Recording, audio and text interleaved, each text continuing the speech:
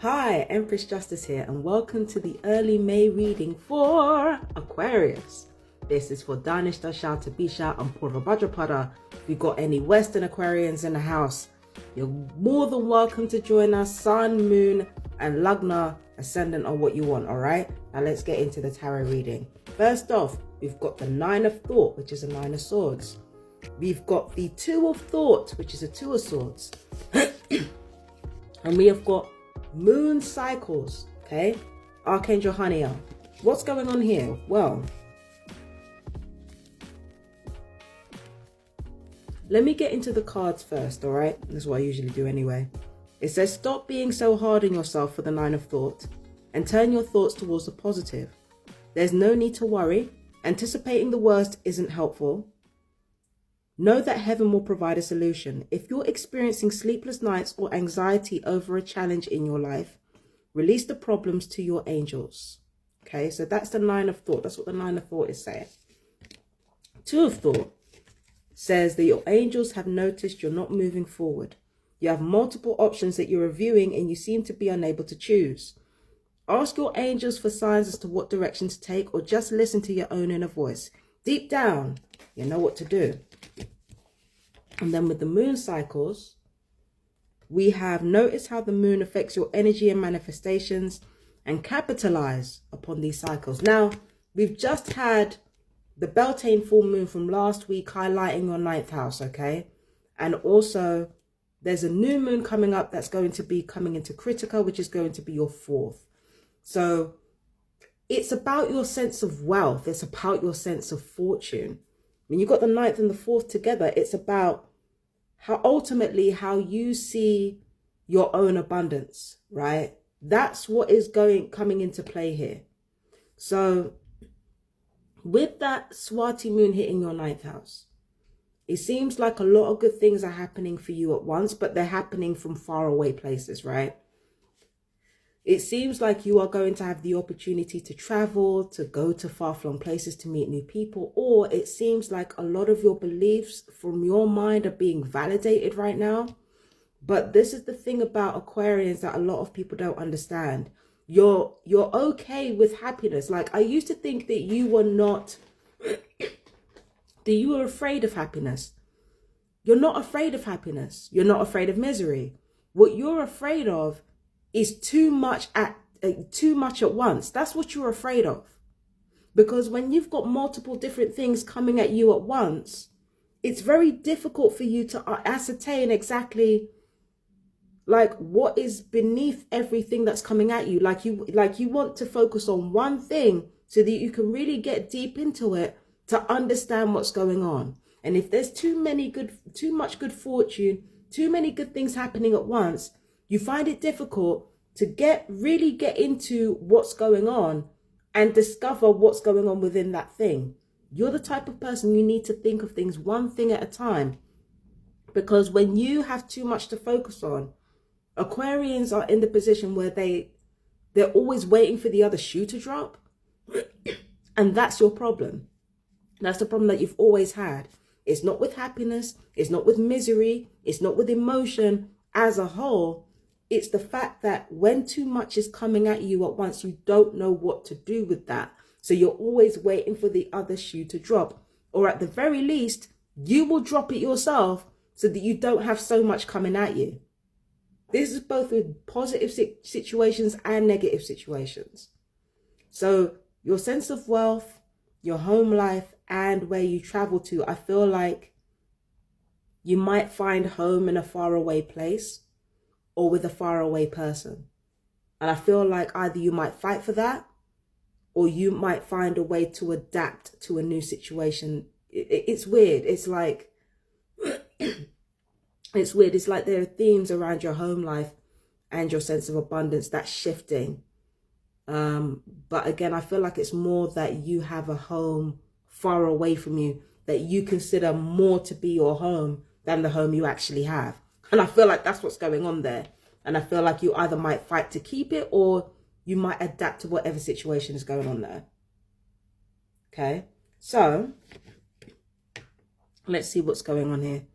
So for your notes, we've got Okay, before I get into your notes, just want to point out, you need to focus more on your third house. You need to focus on what is more immediately in your vicinity. Do you understand what I mean? You need to focus on what is actually going on in your life. You need to focus on what's going on in your more immediate environment. Like I said, closest relatives, closest strangers, which are your neighbors, and farthest relatives, which are not your parents, right? That's siblings, aunts, uncles, grandparents, cousins, right? So you need to focus more on what's actually around you. Bring that Swati energy to the third house, Aquarius, and focus on what's around you more. You will actually prefer that anyway, rather than focusing on anything far-flung, okay? Focus on appreciating where you are right now, and things will open up for you, okay? Now, I've got to get into the notes.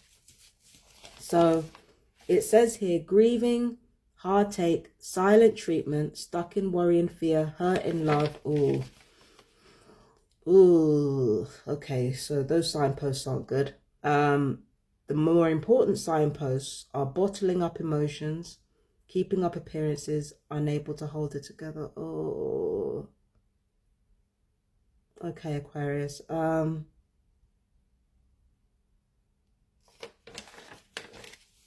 Aquarius, I feel like you're fighting for a relationship situation that's kind of dead in the water. Because the thing is, Aquarius, there are some of you out there that had a great love, or at least had a love that you convinced yourself was great, and you said to yourself, this was too much for me. I just want to be friends.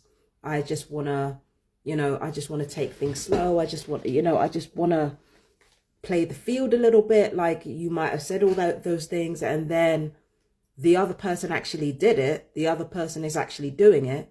The person that you said this to, they actually genuinely do want to be friends. They're not pretending to be. They actually do want to play the field. They actually do want to discover themselves more. And they just want you as a friend now.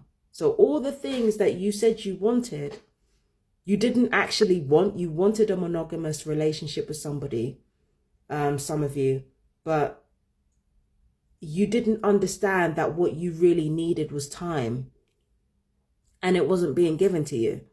What you needed was time. And it's either the time wasn't being given to you, or the time that you were asking for might have been unreasonable for a relationship. So now you're kind of looking down the barrel of your own choices, or the things that you said you wanted. And you're kind of like,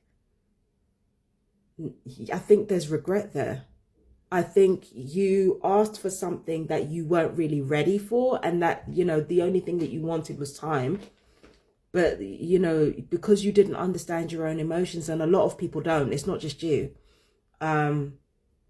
You kind of asked for something that in the long run you didn't really want.